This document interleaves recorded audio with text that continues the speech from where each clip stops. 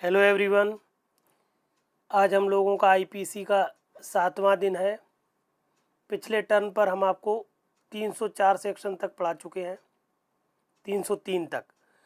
आज 304 से लेकर सिर्फ 325 तक पढ़ाएंगे, क्योंकि हम सेक्शंस में आगे चल रहे हैं। 50 सेक्शन लेके हमारा टारगेट था पर डे लेके चलने का, उससे हम आगे चल रहे हैं। मगर चूँकि पिछले टर्म पे टाइम कम था, इसलिए हम केस लॉज नहीं दे पाए थे, क्योंकि जो 300 और 302 सेक्शन मैंने पढ़ाया उस पर बेस्ड आपको अगर सेक्शंस आते हैं तो केस लॉ लेटेस्ट ज़रूर मांगता है। और लेटेस्ट केस लॉ से सुप्रीम कोर्ट जो होता है केस फ्रेम करता है और आपसे पूछता है इस पर जजमेंट लिखिए, प्रॉब्लम फेस करना होती है आपको। तो एक निर्णय है, 4 निर्णय हम पहले पढ़ा चुके हैं आपको पिछले टर्न पर। 5वां निर्णय जो सुप्रीम कोर्ट ने दिया है आईपीसी से संबंधित और धारा 302 से संबंधित है। ये बहुत अच्छा निर्णय है। इस निर्णय में सेशन कोर्ट और हाई कोर्ट दोनों ने सज़ा दे दी थी व्यक्ति को 302 के अंतर्गत, और जब अपीलार्थी सुप्रीम कोर्ट पहुंचा तो उसने उसको बाइज्जत बरी कर दिया था। बहुत इंपॉर्टेंट केस है। देखें निर्णय। रामानंद उर्फ नंदलाल भारती बनाम उत्तर प्रदेश राज्य 2022। प्रावधान 302 का है। इसमें भारतीय दंड संहिता की धारा 302 की बात हुई है। हुआ ये था, इस मामला ये था, अपीलार्थी को अपनी ही पत्नी, उसकी पत्नी की उम्र 35 वर्ष थी और 4 पुत्रियां, जिनमें 4 पुत्रियां थीं उस व्यक्ति की, और जो कि 1.5 माह से लेकर 10 वर्ष तक की थीं। 4 लड़कियां थीं और एक पत्नी की एक धारदार हथियार, जिसको बांका कहते हैं, बांका से की गई हत्या के लिए विचारण न्यायालय द्वारा भारतीय दंड संहिता की धारा 302 के अंतर्गत दोषसिद्धि और मृत्यु दंड से दंडित करने का इलाहाबाद उच्च न्यायालय के द्वारा भी हुआ। क्या विचारण न्यायालय ने क्या किया है, दंड दे दिया है 302 के अंतर्गत। और उधर इलाहाबाद उच्च न्यायालय, चूँकि उत्तर प्रदेश का उच्च न्यायालय इलाहाबाद में है, उसके द्वारा भी दोष सिद्धि कर दी गई। अब इस दोष सिद्धि की वैधता के लिए अपीलार्थी ने अपील की है सुप्रीम कोर्ट ने। और देखें सुप्रीम कोर्ट ने कितना सटीक और बेहतरीन निर्णय दिया है। और चूंकि ये मामला आजकल जो लेटेस्ट ट्रेंड चल रहा है वो परिस्थिति जन्य साक्ष्य से संबंधित एक प्रश्न ज़रूर आता है, चाहे समस्या आए या फिर प्रश्न आए या पूछा जाए किसी परिस्थिति जन्य साक्ष्य का संदर्भ देते हुए केस लॉ लिखिए, तो आप लेटेस्ट केस लॉ लिखिए, तो आप ये 2022 का सुप्रीम कोर्ट का केस लिख सकते हैं। बहुत ही इंपॉर्टेंट केस है। निर्णय सार देखें सुप्रीम कोर्ट ने क्या कहा। सुप्रीम कोर्ट ने कहा कि निम्नलिखित कारणों से अपील अनुज्ञात की जाती है। चूंकि अपीलार्थी को दोनों जगह से सज़ा हो गई, विचारण न्यायालय और उस पर मोहर लगा दी उच्च न्यायालय ने, तो अपीलार्थी सुप्रीम कोर्ट पहुंचा और अपीलार्थी की अपील अनुज्ञात की सुप्रीम कोर्ट ने, और कहा कि निम्नलिखित कारणों से अपील अनुज्ञात की जाती है और भारतीय दंड संहिता की धारा 302 के अंतर्गत दोष सिद्धि को निरस्त किया जाता है और उसे तत्काल मुक्त कर दिया जाए यदि किसी अन्य मामले में अपेक्षित नहीं है। मतलब अपीलार्थी को आप तुरंत छोड़ दीजिए अगर किसी मामले में वो अन्यथा अपेक्षित नहीं है। तो क्या कहा सुप्रीम कोर्ट ने अपने बिंदुओं में, देखें पहला बिंदु कहा अपने निर्णय के पहले बिंदु में सुप्रीम कोर्ट ने कहा कि पूरा मामला परिस्थिति जन्य साक्ष्य पर आधारित है। पूरा अपीलार्थी की सूचना पर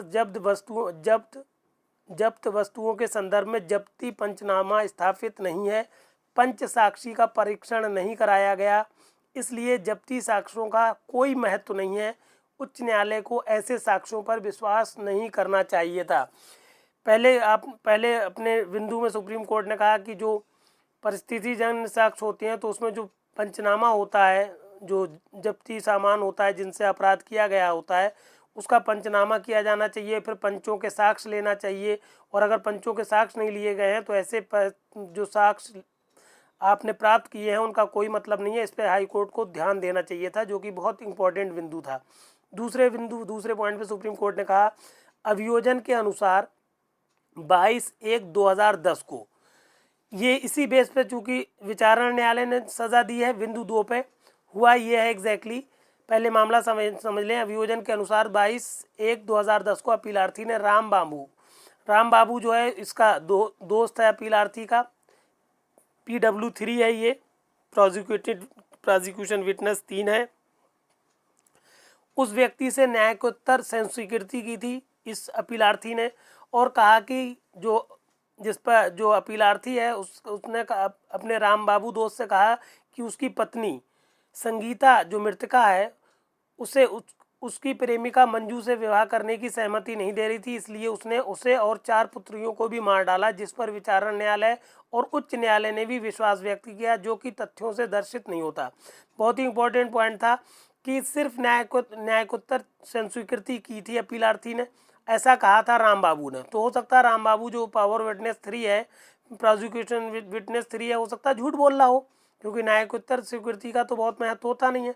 और उस व्यक्ति के न्यायोत्तर स्वीकृति का आधार पर उसने मतलब ये बताया कि मेरा दोस्त जो है उसने कहा कि उसकी पत्नी संगीता जो है उसकी प्रेमिका जिस जो अपीलार्थी है उसकी प्रेमिका मंजू से विवाह करने की सहमति नहीं दे रही थी, इसलिए मैंने अपनी पत्नी और अपनी 4 पुत्रियों को मार दिया। इस पर क्या किया, विचारण न्यायालय ने बहुत ज़्यादा जोर दिया और इस पर निर्णय दिया। उच्च न्यायालय ने भी इस बात को बहुत गंभीरता से ना लेकर विचारण न्यायालय की हाँ में हाँ मिलाई और मामले को पुष्ट कर दिया, जो कि बहुत खतरनाक था। फिर तीसरे पॉइंट में सुप्रीम कोर्ट ने कहा अभियोजन परिस्थितियों की कड़ियाँ अपीलार्थी की दोषिता साबित करते हुए स्थापित करने में विफल रहा।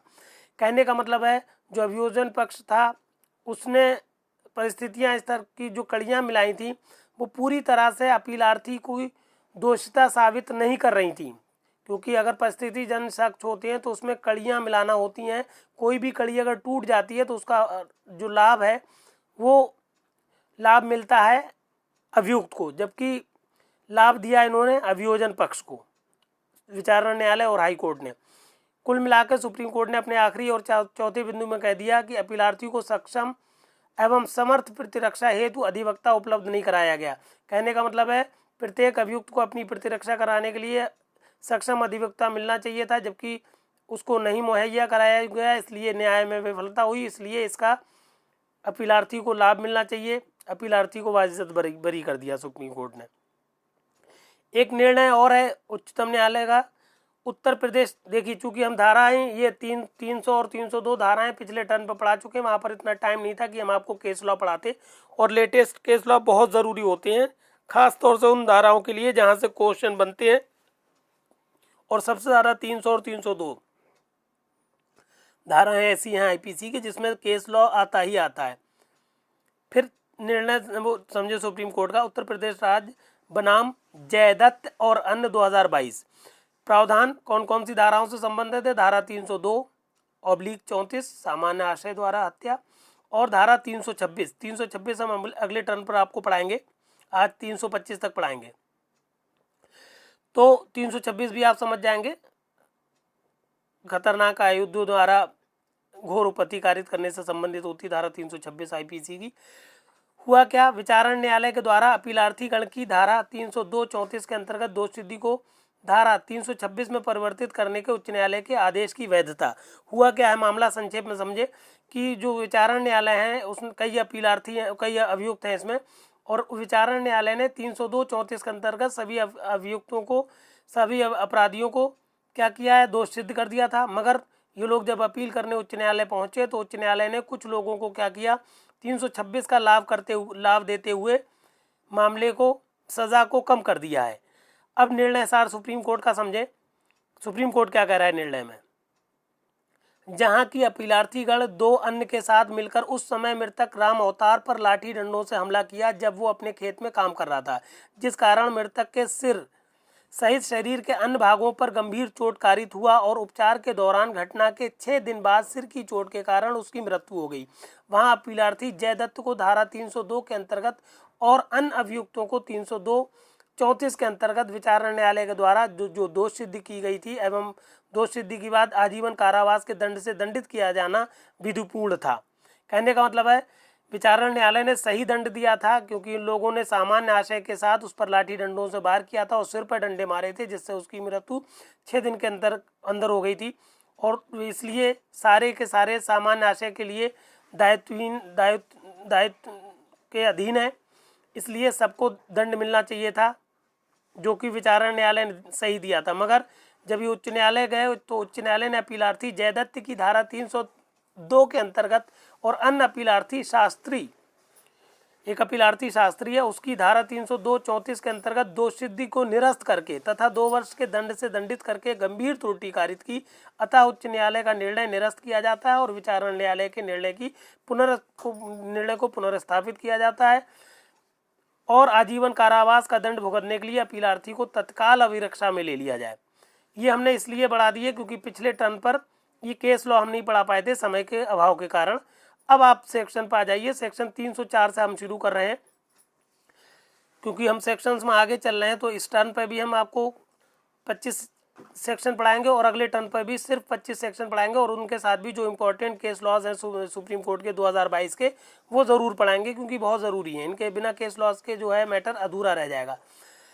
आईपीसी की धारा 304 क्या कह रही है? हत्या की कोर्ट में न आने वाले आपराधिक मानव वध के लिए दंड। अगर किसी ने क्या किया, आपराधिक मानव वध किया है धारा 299 या धारा 300 के अपवाद के अंतर्गत, तो उसको क्या दंड मिलना चाहिए? कहती है धारा 304। बहुत इंपॉर्टेंट है, 2 भाग हैं इसके 304 के, प्रथम भाग और द्वितीय भाग। प्रथम भाग में आशय की बात की जाती है, दूसरे भाग में ज्ञान की बात की जाती है। देख लें, जो कोई ऐसा आपराधिक मानव वध करेगा जो हत्या की कोटि में नहीं आता, यदि वो कार्य जिसके द्वारा मृत्यु कारित की गई है, मृत्यु या ऐसी शारीरिक क्षति जिससे मृत्यु होना संभव है, कारित करने के आशय से किया जाए, तो वो आजीवन कारावास से या 10 वर्ष के कारावास से दंडित किया जाएगा और जुर्माने से भी दंडनीय होगा। कहने का मतलब हुआ कि अगर आपने किसी की मृत्यु कारित कर दी जो कि हत्या की कोटि में नहीं आ रही है, और ऐसी शारीरिक क्षति कारित करना जिससे मृत्यु संभव है, ऐसा करना आपका आशय था, तो आपको आजीवन कारावास होगा या 10 साल की सजा होगी। दूसरा खंड क्या कह रहा है? धारा 304 का दूसरा भाग कहता है जो कि गैर इरादतन हत्या से संबंधित है। आपने बहुत बार सुना होगा गैर इरादतन हत्या, तो इरादा नहीं है, आपका इंटेंशन नहीं है, मगर फिर भी हत्या हो जाए तो वो कहलाती गैर इरादतन हत्या, और उसका दंड जो है आपको मिलता है धारा 304 की खंड 2 में। अथवा यदि वो कार्य इस ज्ञान, इसमें ज्ञान की बात हुई है, उस ज्ञान के साथ कि उससे मृत्यु करना संभव है, किंतु मृत्यु या ऐसी शारीरिक क्षति जिससे मृत्यु करना संभव है कारित करने के किसी आशय के बिना किया जाए, तो वो कारावास से जिसकी अवधि 10 वर्ष तक की हो सकेगी या जुर्माने से या दोनों से दंडित किया जाएगा। हमने ब्रैकेट में लिख दिया गैर इरादतन हत्या।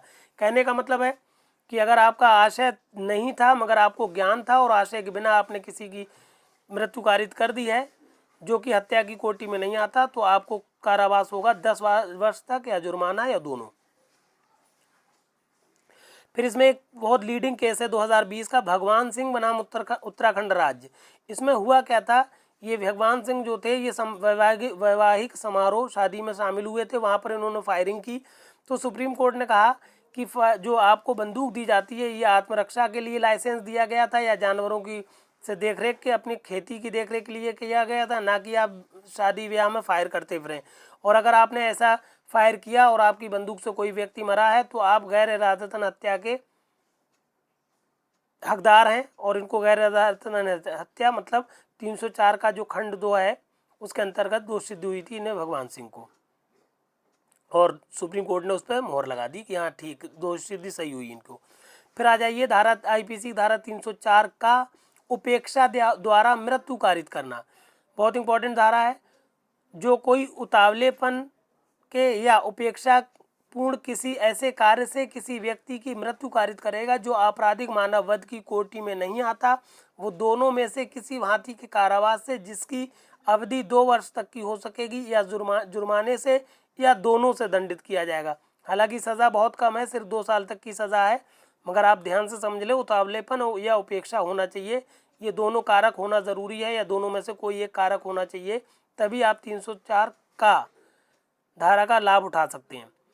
फिर आ जाइए आप भारतीय दंड संहिता की धारा 304 खा दहेज मृत्यु। बहुत इंपॉर्टेंट टॉपिक है ये, समझ ले मैटर क्या है। जहाँ किसी स्त्री की मृत्यु किसी दाह या शारीरिक क्षति या द्वारा कारित की जाती है या उसके विवाह के 7 वर्ष के भीतर सामान्य परिस्थितियों से अन्यथा हो जाती है, और ये दर्शित कर दिया जाता है कि उसकी मृत्यु के पूर्व उसके लिए पति या उसके पति के किसी नातेदार ने दहेज की मांग की किसी मांग के लिए उसके संबंध में या उसके साथ क्रूरता की थी या उसे तंग किया था, वहाँ ऐसी मृत्यु को दहेज मृत्यु कहा जाएगा और ऐसा पति या नातेदार उसकी मृत्यु कारित करने वाला समझा जाएगा।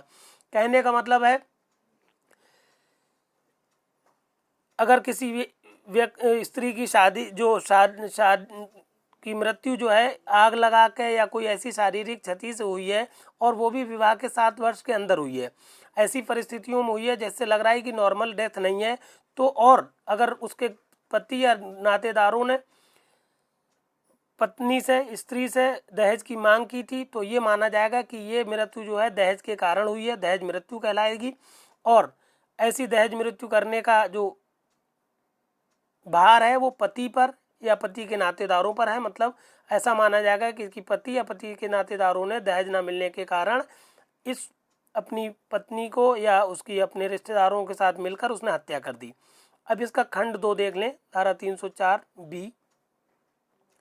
जो कोई दहेज मृत्यु कारित करेगा वो कारावास से जिसकी अवधि 7 वर्ष से कम की नहीं होगी किंतु जो आजीवन कारावास तक हो सकेगी दंडित किया जाएगा। 7 बहुत इंपॉर्टेंट है, 7 फेरे भी हैं, 7 साल के अंदर मृत्यु होना चाहिए और 7 वर्ष से कम की नहीं होगी सज़ा अगर दहेज मृत्यु आप करते हैं, और आजीवन कारावास तक की भी सज़ा हो सकती है। इसमें एक निर्णय है बहुत इंपॉर्टेंट, सुप्रीम कोर्ट का 2021 का निर्णय है, बहुत लेटेस्ट निर्णय हम आपको पढ़ा रहे हैं।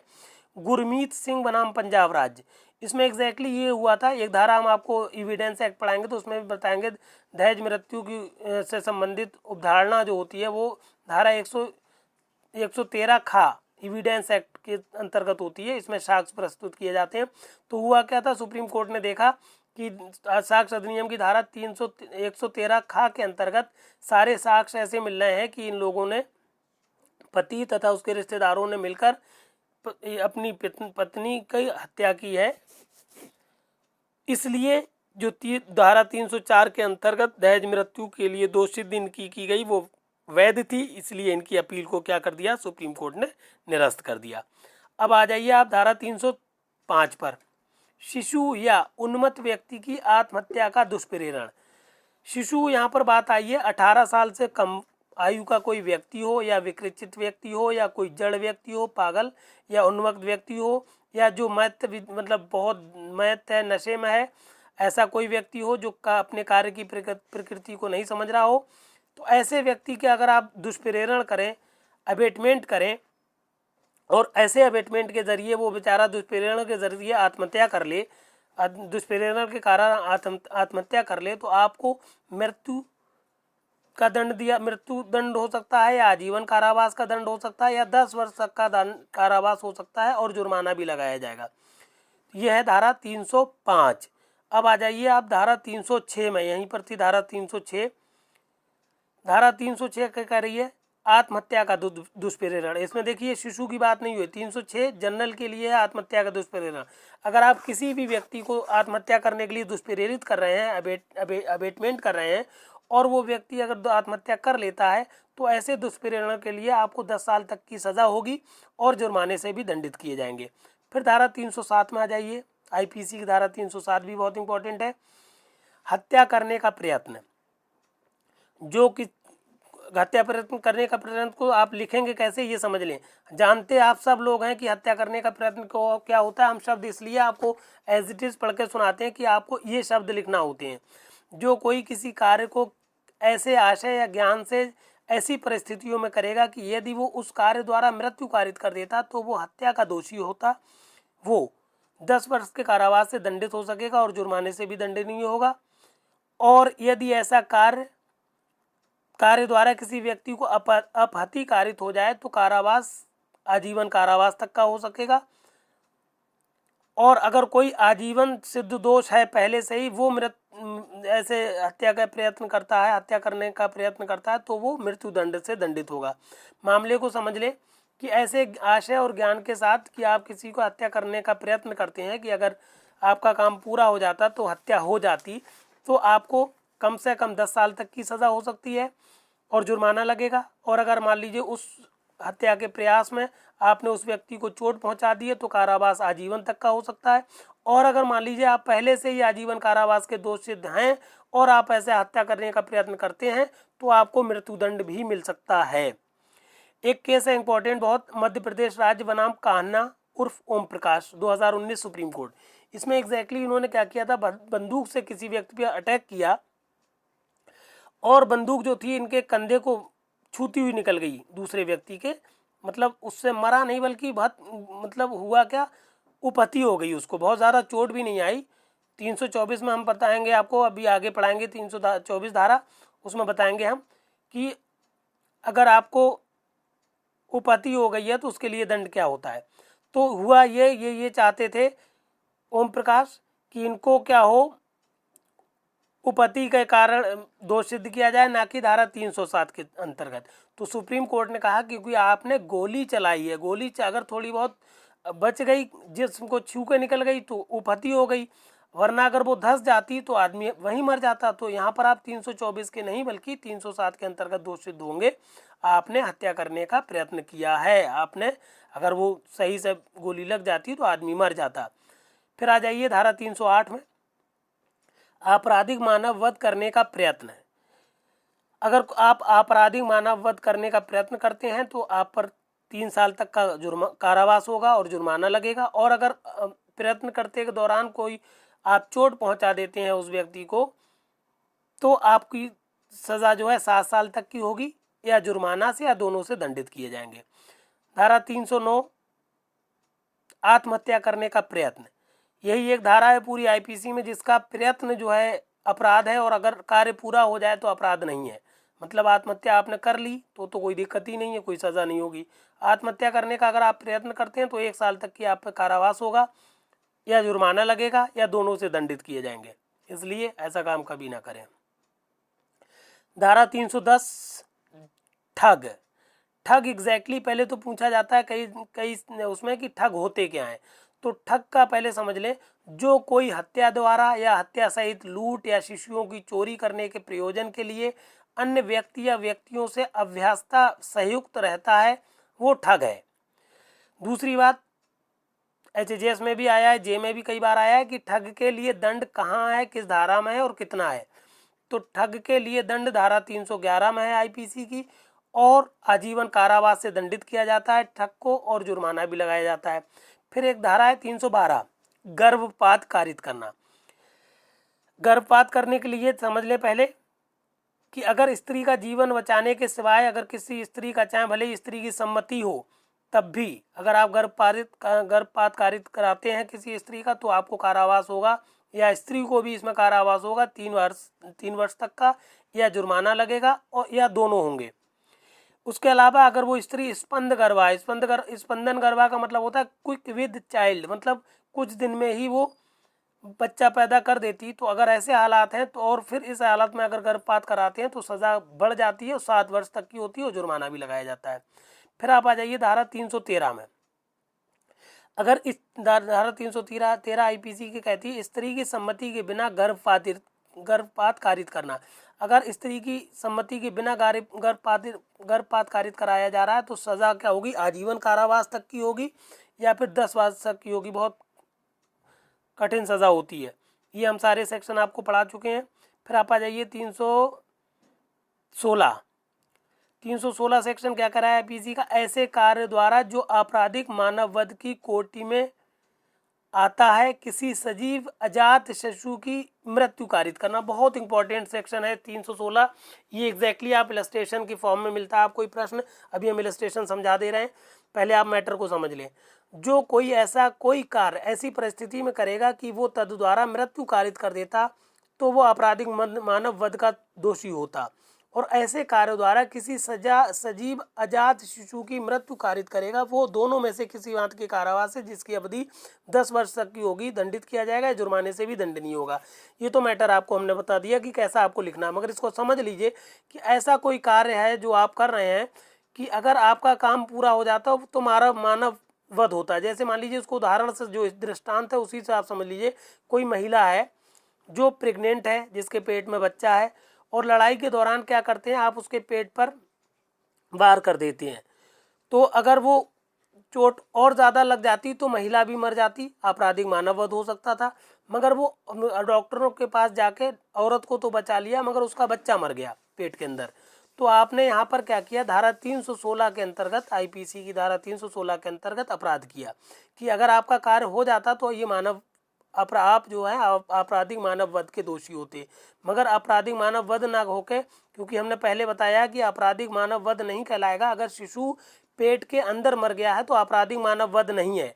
मगर इसमें सज़ा आपराधिक मानव वध से तो आप बच गए, मगर आपको सज़ा कम से कम इसमें क्या है 10 वर्ष तक की होगी। ठीक, इसमें जो 316 में कम से कम नहीं बल्कि कह सकते हैं अधिकतम जो सज़ा है वो 10 साल तक की है। 10 साल तक की सज़ा से आप दंडित किया जा सकते हैं, आप पर जुर्माना लग सकता है, या दोनों चीज़ें हो सकती हैं। फिर धारा 317 में आ जाइए आप। शिशु के पिता या माता या उसकी देखरेख रखने वाले व्यक्ति द्वारा 12 वर्ष से कम आयु के शिशु का आरक्षित डाल दिया जाना और परित्याग। अगर आप क्या कर रहे हैं, कोई बच्चा है जो 12 साल से कम का है, और या आप माँ बाप हैं या किसी के गार्जियन हैं, और आपने ऐसे 12 साल से कम के शिशु के बच्चे को यूं ही डाल दिया, यूं ही छोड़ दिया, तो आप दोषी होंगे 7 वर्ष तक के कारावास के या जुर्माने के, या दोनों से। इसमें एक स्पष्टीकरण है, यदि शिशु आरक्षित डाल दिए जाने के परिणाम स्वरूप मर जाए तो यथास्थिति हत्या या आपराधिक मानववध के लिए अपराधी का विचारण निवारित करना इस धारा का आशय नहीं है। कहने का मतलब हुआ, आपने अपने 12 साल से कम के बच्चे को आरक्षित छोड़ दिया, और इस तरह से आपने परित्याग कर दिया, उसको यूं ही छोड़ दिया भटकने के लिए, और वो बच्चा मर जाता है, तो आप पर हत्या का भी चार्ज लग सकता है या आपराधिक मानव वध का भी चार्ज लग सकता है। आप ये नहीं कह सकते कि धारा 317 के अंतर्गत हमने परित्याग किया था तो हमको ज़्यादा से ज़्यादा 7 साल तक की सज़ा हो। ये आपको सहारा लेने के लिए ये धारा नहीं बनाई गई है, बल्कि ये धारा मृत्यु या आजीवन हत्या या मानव वध के विचारण को मना नहीं करती है, मतलब उसका भी विचारण होगा आपके। फिर धारा 300 आप आ जाइए 17 के बाद 319 में। 319 में उपहति की परिभाषा बताइए। उपहति एग्जैक्टली होता क्या? उपहति मीन्स होता है चोट। तो चोट का मतलब समझ ले, जो किसी व्यक्ति को शारीरिक पीड़ा, रोग या अंग शैथल्य कहते हैं, इन्फॉर्मेलिटी को, दुर्बलता को कारित करता है, तो वो उपहति करता है, ये कहा जाता है। अगर आपने किसी को चोट पहुंचाई, शारीरिक पीड़ा पहुंचाई, कोई ऐसी दुर्बलता पहुंचाई, तो ये सब कहलाएगा कि आपने उसको उपहति कारित की। फिर घोर उपहति आता है, मेंस के हिसाब से प्रश्न बनता है घोर उपहति पे। पहले हम मेंस आपको पढ़ा दें, क्योंकि कई प्रश्न बनते हैं इस पर कि घोर उपहति कितने तरह की होती है, ये पूछा जाता है। तो धारा 320 में घोर उपहति को परिभाषित किया गया है, जहाँ की बताया गया है घोर उपहति की केवल नीचे लिखी 8 किस्में ही घोर उपहति कहलाती हैं। पहली पुंसत्व हरण, या इसको कहते हैं इमैस्कुलेशन। इमैस्कुलेशन कहते हैं किसी भी पुरुष को बधिया कर देना या उसके पुरुषार्थ को समाप्त कर देना। दूसरा पॉइंट है, दूसरी उपहति घोर उपहति कहलाएगी दोनों में से किसी नेत्र की दृष्टि का स्थायी रूप से विच्छेद कर देना। तीसरी कैटेगरी में आती घोर उपहति की दोनों में से किसी भी कान की श्रवण शक्ति का स्थायी विच्छेद हो जाना। चौथी उपहति है किसी भी अंग या जोड़ का विच्छेद। पांचवी बात है किसी भी अंग या जोड़ की शक्तियों का नाश या स्थायी ह्रास, कि आप क्या करें, किसी भी जोड़ का या तो बिल्कुल खत्म ही कर दें या वो एकदम बेकार हो जाए। छठी बात है सिर या चेहरे का स्थायी विद्रूपीकरण। विद्रूपीकरण का मतलब होता है डिसफिगुरेशन, मतलब एकदम चेहरा उसका बिगाड़ दें आप। सिर या चेहरा अगर आप स्थायी रूप से बिगाड़ देते हैं तो भी आपने घोर उपहति कारित की है। 7वें पॉइंट पाएगा अस्थि या दांत का भंग या विसंधान। अस्थि तो आप जान ही रहे हैं, हड्डी या दांत को या तो आप भंग का मतलब फ्रैक्चर कर दें, या विसंधान का मतलब डिसलोकेट कर दें। तो अगर हड्डी या दांत टूट जाए या डिसलोकेट कर जाए तो भी घोर उपहति में आता है। 8वीं और आखिरी बात, कोई उपहति जो जीवन संकटापन्न, मतलब जीवन को संकट उत्पन्न कर देती है, या जिसके कारण अपहत व्यक्ति जिसको चोट पहुंची है वो व्यक्ति 20 दिन तक तीव्र शारीरिक पीड़ा में रहता है या अपने मामूली कामकाज को करने के लिए असमर्थ रहता है। तो ये कुल मिला के 8 प्रकार की उपहतियाँ जो हैं धारा 320 के अंतर्गत घोर उपहति की कैटेगरी में आती हैं। इस तरह से आप याद रखेंगे धारा 20 को आप ध्यान रखिएगा। धारा 320 बहुत इम्पोर्टेंट है, जिसमें आपसे पूछा जाता है कि घोर उपपत्तियाँ या घोर उपपत्ति किस धारा में है, या फिर घोर उपपत्ति जो है कितने तरह की होती हैं, या इनमें से कौन सी घोर दे दिया जाएगा कि कौन सी घोर उपपत्ति है और कौन सी नहीं है। तो कुल मिला के ये 320 धारा आपकी हमने कंप्लीट करा दी। अब आ जाइए आप 320 के बाद 321 में।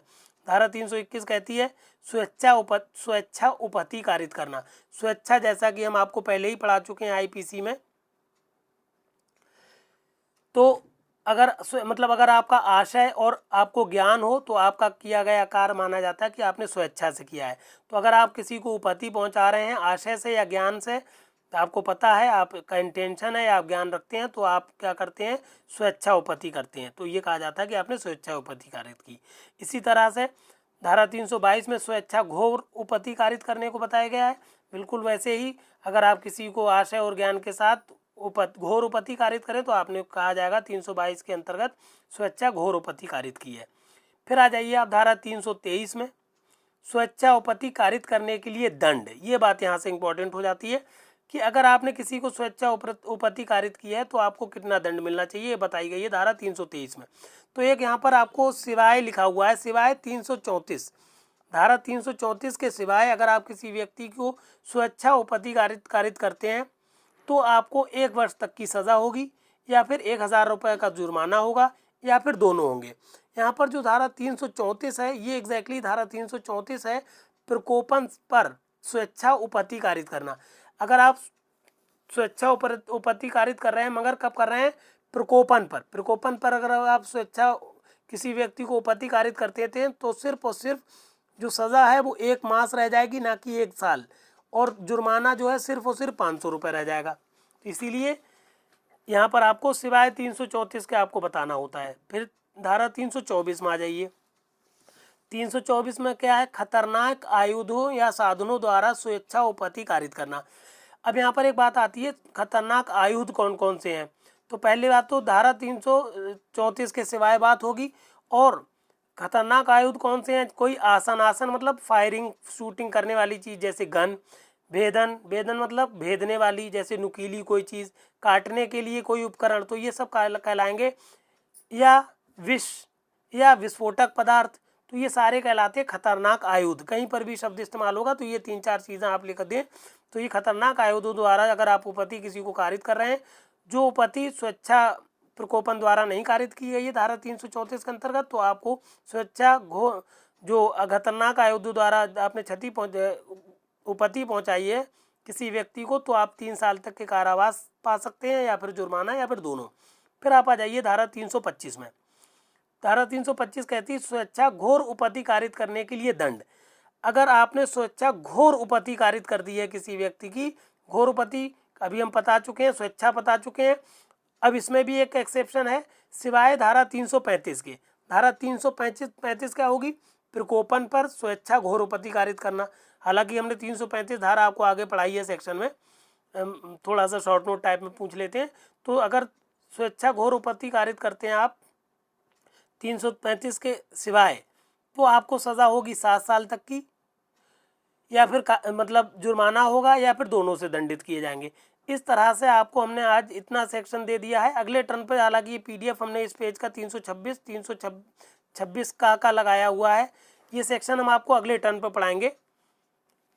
326 का पढ़ा देते हैं फिर, क्योंकि 2 मिनट लगेगा, 2 मिनट और सुन लीजिए।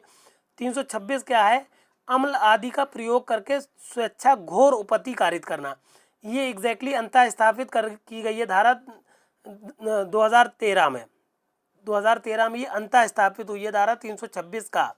ये क्या कहती है, जो कोई किसी व्यक्ति के शरीर के किसी भाग या किन्हीं भागों को उस व्यक्ति पर अम्ल फेंककर या उसे अम्ल देकर या किन्हीं अन्य साधनों का ऐसा कारित करने के आशय या ज्ञान से ये संभव है कि वो ऐसी क्षति या उपपत्ति कारित करे, प्रयोग करके स्थायी या आंशिक नुकसान कारित करता है, या अंग विकार करता है, या जलाता है, या विकलांग बनाता है, या विद्रूपित करता है, या निशक्त बनाता है, या घोर उपपत्ति कारित करता है, तब वो इस भांति के कारावास से जिसकी अवधि 10 वर्ष से कम की नहीं होगी, जो आजीवन कारावास तक की हो सकेगी, दंडित किया जाएगा और जुर्माने से भी दंडित होगा। परंतु एक बात जो इसमें परंतु है, परंतु ऐसा जुर्माना पीड़ित के उपचार के चिकित्सीय खर्चों को पूरा करने के लिए न्यायोचित और युक्तियुक्त होना चाहिए। दूसरा परंतु किसमें बताया गया है, परंतु ये और कि इस धारा द्वारा अधिरोपित कोई जुर्माना पीड़ित को संदेह होगा। अब आप इसमें एक केस भी है इससे संबंधित, योगेंद्र या जोगेंद्र सिंह बनाम मध्य प्रदेश राज्य 2019, इनमें इन्होंने अम्ल फेंका था और घोर उपति कारित की थी, क्योंकि ये धारा 213 में इंट्रोड्यूस हुई है, अंतः स्थापित हुई है। इसका कहने का मतलब है अगर आप किसी व्यक्ति को स्वेच्छा क्या करते हैं, घोर उपति कारित करने के आशय से उस पर अम्ल फेंकते हैं या किसी को अम्ल देते हैं कि वो किसी पर अम्ल फेंक दे, और इस तरह से अम्ल फेंक कर इस आशय और ज्ञान से कि आप उसके क्या करें, घोर उपति कारित करें या उसको आंशिक या पूर्णतः रूप से अंग विकार कर दें या उसको जला दें या उसको विकलांग कर दें या विद्रूपित कर दें, तो सारी ही चीज़ों ये चूंकि सारे काम जो हैं धारा 326 का के अंतर्गत आएंगे और आपको कम से कम 10 साल तक की सज़ा होगी, जो कि आजीवन कारावास तक की हो सकेगी।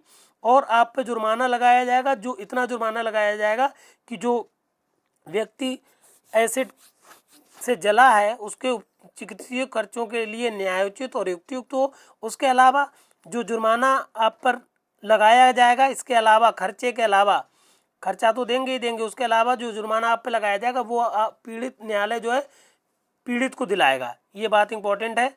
इस तरह से यहाँ पर ये आपका आज हमने पूरा सेक्शन करा दिया, जो कि जिसमें केस लॉस थे, और ये केस मतलब ये 326A तक हमने सेक्शन पढ़ा दिया है। ये कंप्लीट मैटर है।